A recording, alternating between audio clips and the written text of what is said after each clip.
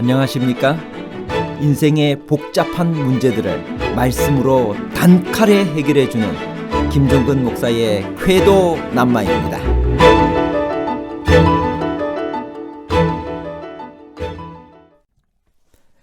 바울이 자랑하라고 한 것은 지혜, 용맹, 부함인가요? 아니면 그리스도 예수 안에 있는 것을 자랑해야 하나요? 자기 자신과 예수 의지에 관한 복잡한 문제를 하나님 말씀의 가르침으로 명쾌하게 해결해 드리겠습니다. 바울은 어떤 사람을 강한 자라고 불렀나요? 로마서 15장 1절.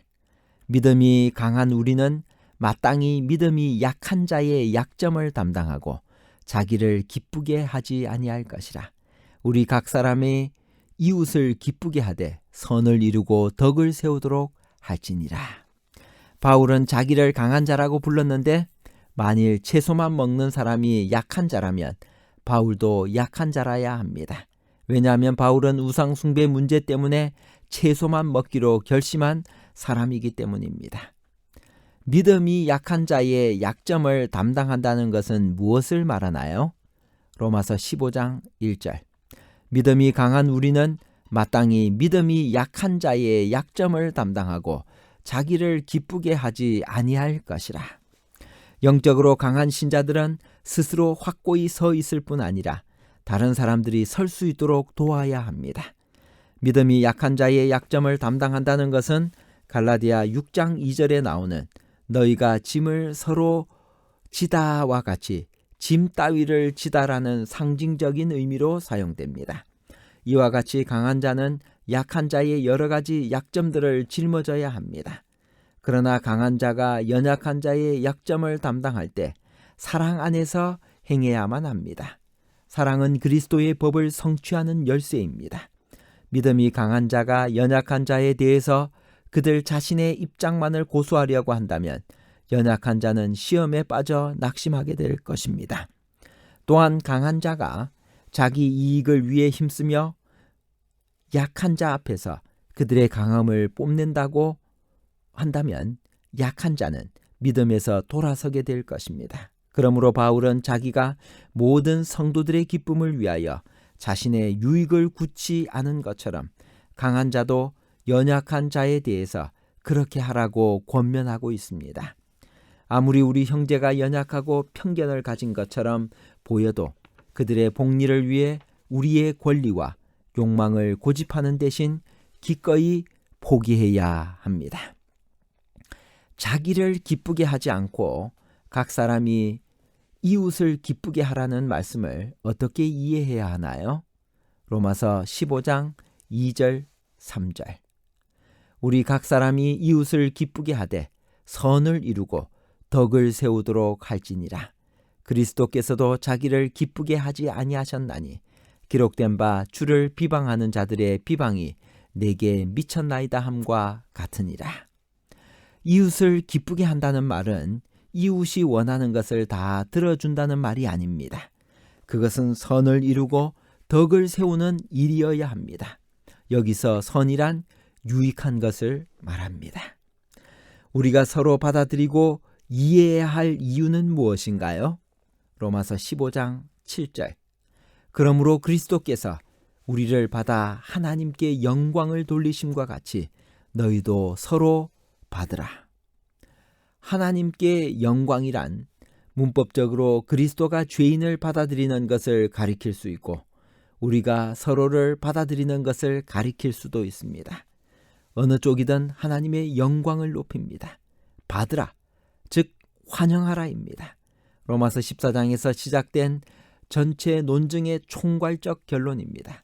신자들은 비록 사소한 문제에 서로 다른 의견을 가지더라도 서로를 그리스도인으로 인정하고 그렇게 대해야 합니다. 그리스도가 우리의 모든 연약한 그대로 기꺼이 받아들였다면 우리도 마땅히 서로를 기꺼이 받아들여야 합니다. 바울은 자랑할 것이 있다면 오직 어디 안에서 무엇에 대하여 있다고 말하나요? 로마서 15장 17절. 그러므로 내가 그리스도 예수 안에서 하나님의 일에 대하여 자랑하는 것이 있거니와. 우리의 자랑은 오직 그리스도 예수 안에서 있어야 합니다. 자랑하는 자는 주 안에서 자랑해야 합니다. 다른 자랑들도 다 허탄한 자랑일 뿐입니다. 둘째로 우리의 자랑은 오직 하나님의 일에 대하여 하는 자랑이어야 합니다. 셋째로 그리스도인은 하나님의 일이라 할지라도 분수 이상의 자랑을 하지 말아야 합니다. 우리는 십자가 이외에는 결코 자랑할 것이 없습니다. 바울의 중요 선교 정책 중 하나는 무엇인가요? 로마서 15장 20절. 또 내가 그리스도의 이름을 부르는 곳에는 복음을 전하지 않기를 힘썼노니 이는 남의 터 위에 건축하지 아니하려 함이라. 이것은 독선이나 교만에서 나온 것이 아닙니다. 그는 항상 이방인의 사도로 자처하였으며 미개척지를 좋아했습니다. 그러므로 바울이 로마서를 써서 보낼 때에는 로마 교회를 위한 뚜렷한 지도자가 없었다고 보여집니다.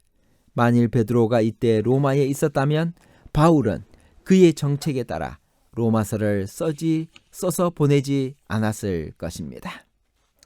로마서를 써 보낸 때가 그의 전도 여행 말기라는 힌트를 어디서 얻을 수 있나요? 로마서 15장 23절. 이제는 이 지방에 일할 곳이 없고 또 여러 해 전부터 언제든지 서바나로 갈 때 너희에게 가기를 바라고 있었으니. 바울은 로마서를 고린도에서 쓴 것으로 보입니다. 고린도의 회항인 갱그레아 교회의 집사 베베를 로마로 보내면서 추천하고 있기 때문입니다. 바울은 제2차 전도 여행 때 고린도에 18개월을 머물면서 고린도 교회를 세웠고 제3차 전도 여행 때는 3개월을 머물렀습니다. 이제는 이 지방에 더 이상 일할 곳이 없다고 한 것을 보아서 그의 전도 여행 말기에 고린도에 3개월 머물떠에 갈라디아서와 로마서를 쓴 것으로 보입니다. 바울은 후에 로마를 거쳐 어느 쪽으로 나가려고 계획하고 있었나요? 로마서 15장 23절. 서바나로 갈 때 너희에게 가기를 바라고 있었으니. 로마서 15장 14절부터는 로마서의 마지막 부분입니다. 모든 직설법과 명령법의 권면이 끝나고 로마서를 마감하면서 바울은 자신의 사명과 앞으로의 계획을 로마의 성도들에게 미리 알립니다. 그는 이방인의 사도로 부르심을 받고 그동안 편만하게 복음을 전하였으며 이제는 고린도 지역에는 더 이상 일할 곳이 없기 때문에 로마를 거쳐 서바나, 스페인까지 가서 복음을 전하려고 했습니다. 바울은 로마와 서바나를 가기 전에 어디에 먼저 가려고 했나요? 무슨 목적인가요? 로마서 15장 25절. 그러나 이제는 내가 성도를 섬기는 일로 예루살렘에 가노니 이는 마게도냐와 아가야 사람들이 예루살렘 성도 중 가난한 자들을 위하여 기쁘게 얼마를 연보하였습니다. 바울은 제3차 전도 여행 시 에베소에 3년을 머무르면서 고린도 전서를 썼고 고린도에 3개월을 머물면서 갈라디아서와 로마서를 썼습니다. 이제 바울은 마게도냐와 아가야 성도들이 예루살렘의 가난한 성도들을 위하여 드린 연금을 전달하기 위하여 예루살렘으로 가려고 합니다. 마게도냐는 그리스 북부 지방의 지방이고 아가야는 그리스 남부 지방을 말합니다. 그 후에 그는 로마로 가서 그들의 도움으로 서바나까지 가려고 계획을 세웠습니다. 그러나 로마를 방문하려는 그의 계획은 예루살렘에서 체포되어 가이사랴의 감옥에서 2년이나 수감되어 있었기 때문에 늦어지고 말았습니다. 2년 후 그는 죄수로서 로마를 방문하게 됩니다. 로마서 15장 30절에서 예수 그리스도와 성령의 사랑과 하나님은 나란히 언급되어 삼위일체 하나님을 증거하고 있습니다. 성령께서는 단순한 영에 불과한 것이 아님을 분명히 증거하는 구절입니다. 기타 성령께서 인격을 가지신 제3위의 하나님이시라는 성경 구절을 어디서 찾아볼 수 있을까요? 로마서 15장 30절. 형제들아 내가 우리 주 예수 그리스도와 성령의 사랑으로 말미암아 너희를 권하노니 너희 기도에 나와 힘을 같이하여 나를 위하여 하나님께 빌어. 결론입니다. 첫째, 바울이 자랑하라고 한 것은 지혜, 용맹, 부함이 아니라 그리스도 예수 안에 있는 것을 자랑해야 합니다. 둘째, 바울은 로마를 거쳐 스페인까지 가서 복음을 전하려고 합니다. 셋째, 강한 자는 약한 자의 여러 가지 약점들을 짊어져야 합니다. 그러나 강한 자가 연약한 자의 약점을 담당할 때 사랑 안에서 행해야만 합니다. 사랑은 그리스도의 법을 성취하는 열쇠입니다. 감사합니다.